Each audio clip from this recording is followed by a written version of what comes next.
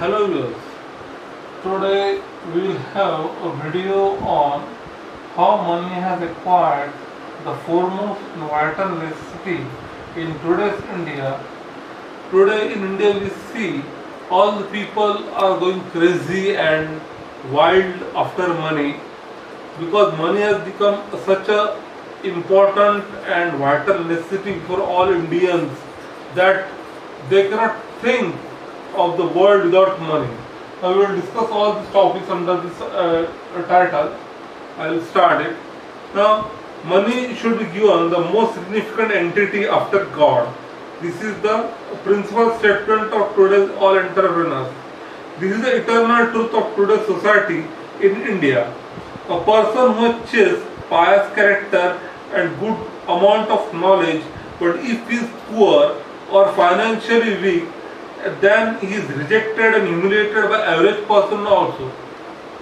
Today in India, money makes mayor go has become the hardest reality. We have often heard this proverb, money makes mayor go. Means if we have money, then all our processes and transactions will go on smoothly and harmoniously.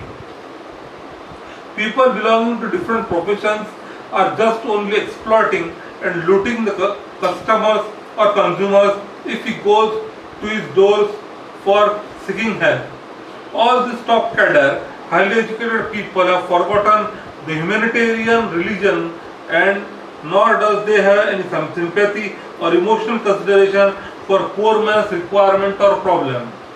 When a less educated individual who is economically poor goes to any doctor or lawyer, they take full advantage of his ignorance and intense need and projects different numerable allowance or necessities which have nothing to do with that main matter and exploits him financially, showing fear of panicky or fearful situation and makes him completely bankrupt, means empty-handed.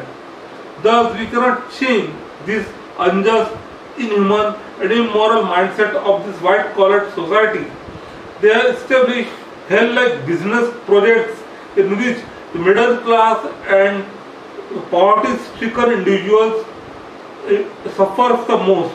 Therefore, when the situation of their corresponding and respective families goes out of control, then to meet the need of money, they become either corrupted persons, robbers, hackers, and thus start doing antisocial, anti-national criminal activities. Thus, it is the duty of Indian government to take prominent and sensible steps to prevent this inhuman tendency of rich professionals towards the needy consumers.